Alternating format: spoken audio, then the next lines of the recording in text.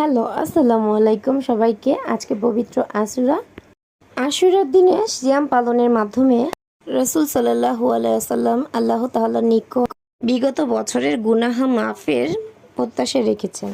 পবিত্র আশুরার মহিমায় কল্যাণময় হোক সকলের জীবন।